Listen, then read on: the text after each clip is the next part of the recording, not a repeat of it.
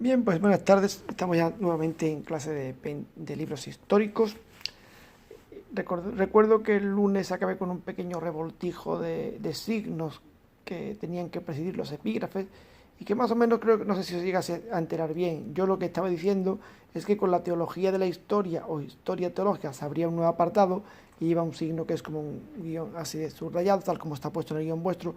Pero cuando ya empiezo los subepígrafes, una historia profética tiene que llevar un signo que son 4 pequeños rombos en forma de cruz, igual que el que va a llevar después el otro gran subepígrafe, el alcance teológico de los discursos y reflexiones contenidas en el libro de los Reyes, e igual que va a llevar el David de la teología y la teología de Elías junto con la teología de Eliseo, la reflexión teológica sobre la caída de Samaria, la teología del templo, la reflexión del reinado de Manasés y la reflexión de la caída del reino de Judá, junto con el último, la reflexión final.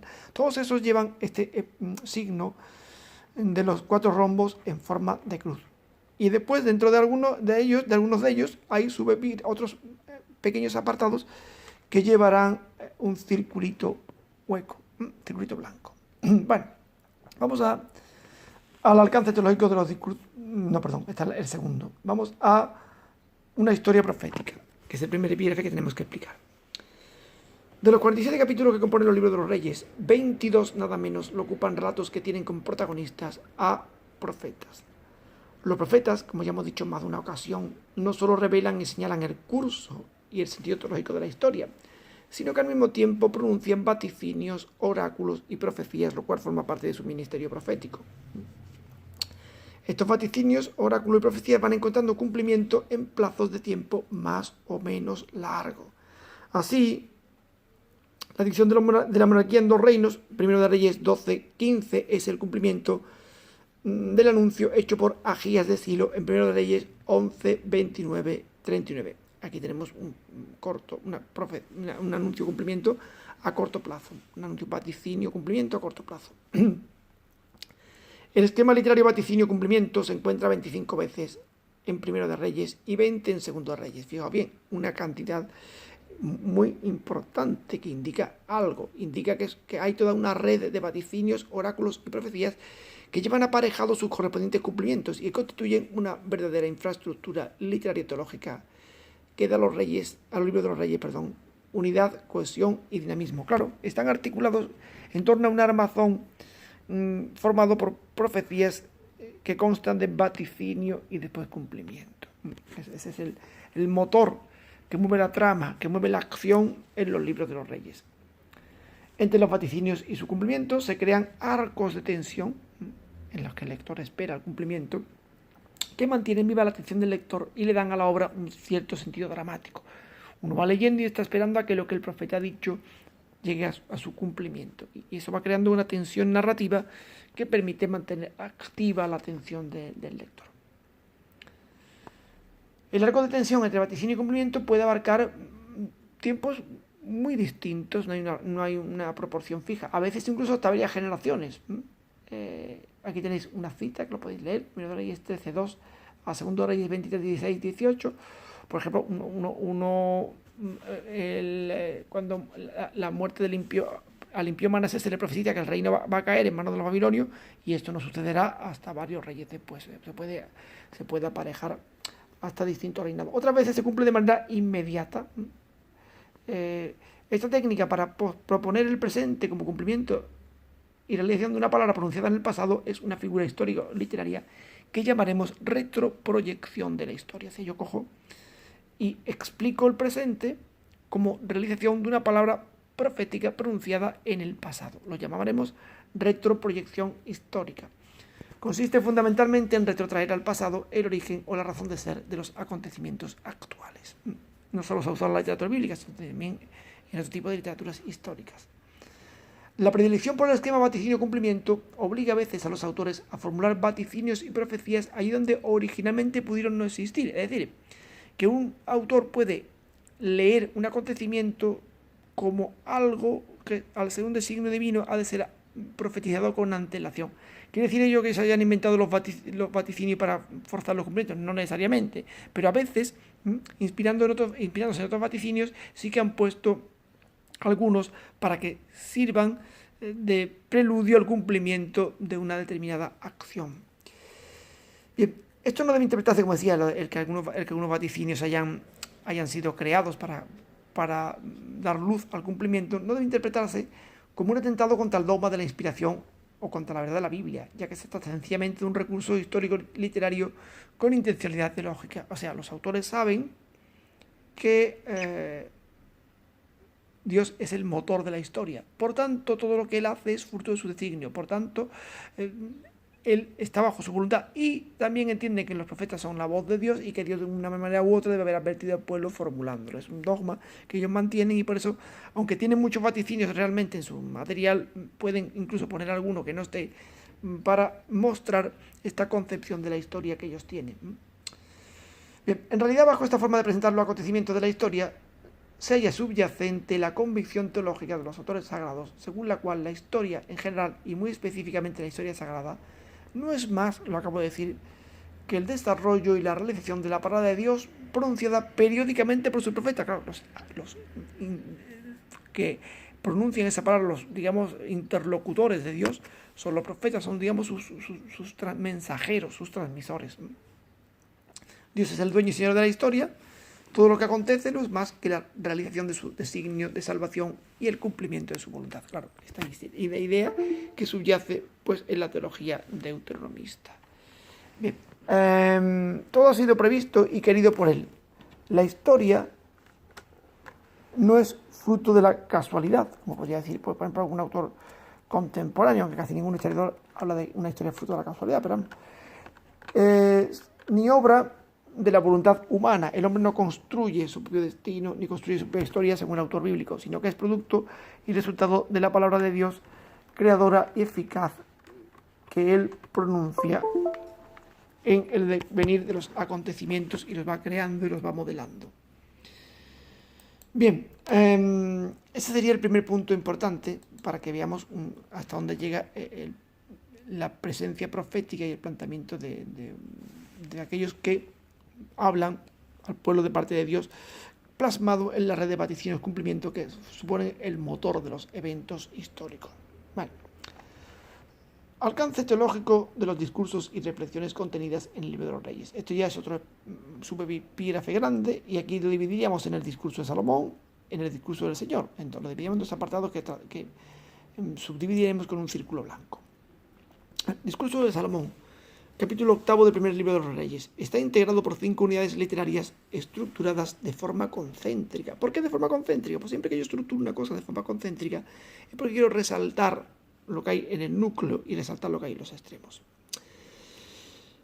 Bien, en el centro tendríamos la oración de Salomón, primero de Reyes 8, 22, 53, que compendia y recapitula la teología deuteronomista sobre el templo. Recordad que Salomón está en el templo y ora para dar gracias a Yahvé.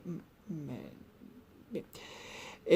Esta oración está encuadrada en sendas bendiciones y acciones de gracia, primero de Reyes 8, 14, 21 y primero de Reyes 8, 54, 61, que evocan todas las intervenciones salvadoras de Dios en favor de su pueblo, que culminarán en la construcción del templo. Por lo tanto, tenemos como marco las acciones que Dios ha ido haciendo por el pueblo, y como núcleo central la oración de Salomón, que recapitula todo lo que los autores deuteronomistas piensan sobre el templo, todo su pensamiento teológico. La oración de Salomón y las dos bendiciones están a su vez enmarcadas dentro de otros dos relatos que hacen las veces de introducción y conclusión respectivamente, primero de Reyes 8, 1, 13 y primero de Reyes 8, 62, 66. Los hilos conductores de todos estos elementos giran siempre en torno al templo y al sentido que éste tiene para la vida de Israel. El templo va a ser el núcleo principal. A Salomón le corresponde su construcción y él es el que la va a acometer. Y una vez que el templo esté hecho, Salomón pronunciará esa hermosa oración de bendición del templo, en la cual pues se verán todas las circunstancias y acontecimientos en los que Israel tiene que acudir a Yahvé, que se muestra y escucha, no se muestra, sino escucha en el templo la plegaria de Israel en las distintas circunstancias de la vida y de las vicisitudes del pueblo. Otro elemento importante es el discurso del Señor, 1 Reyes 9, 1, 9. Tenemos una teofanía del Señor a Salomón en respuesta a su oración el día de la dedicación del templo. Ahora estamos viendo la dedicación del templo. Salomón, es un pasaje muy largo, le pide que escuche cuando el pueblo venga en tiempos de hambre, en tiempos de guerra, cuando el pueblo haya pecado, que perdone. En fin, es un texto bastante amplísimo. Dios, por tanto, responde y se pone en boca de Dios la explicación del doloroso acontecimiento de la destrucción del templo y de la caída de Jerusalén. El templo será salvoconducto siempre y cuando medie la fidelidad del rey y del pueblo. O sea, no es incondicional. Está sometido a las exigencias de la alianza y a la dialéctica bendición y maldición tan presentes en el Deuteronomio. Este discurso de Yahvé está estructurado en 3 partes. El versículo 3, que sería concreción de la naturaleza y forma de la presencia divina. Los versículos 4 y 5, promesa dinástica condicionada a la observancia de la ley de alianza. Habrá un heredero en el trono siempre y cuando se observe la ley de alianza. Y versículos 6 al 9, aquí sobre un paréntesis, que es las consecuencias del incumplimiento, si lo hubiera, que afectan a la dinastía, al pueblo y al templo mismo. Por tanto, tenemos aquí esbozado pues todo el tema de la dedicación del templo. Previamente, nosotros en el libro de los Reyes tendríamos, que yo no toco en el guión, porque para tiempo para todo no da, la figura de Salomón, que también es muy interesante. Un Salomón que abre su reinado, su nombre es el Pacífico, Shlomo, que significa, quieren hacerlo derivado de la raíz Shalom, que significa paz. Y bueno, pues Salomón accedería al poder después de una serie de descartes en la ciudad de David, en competencia con Adonías, creo que lo dije el otro día. Y una vez consolidado se irá deshaciendo de sus rivales políticos, de aquellos que pueden amenazar su poder. Y es curioso porque el reinado empieza con una serie de una purga de personas que o amenazan el reino o han cometido algún desmán en el pasado. Es curioso porque Salomón va, como digo, purgando. Entre ellos se incluye Semeí, el benjaminita, que maldice a Yahvé que maldice a David cuando tiene que huir de Jerusalén, perseguido por su hijo Absalón. Sí, podéis leerlo porque es interesante. Va poco a poco eliminando posibles adversarios y gente que hayan podido ser una amenaza para su reino.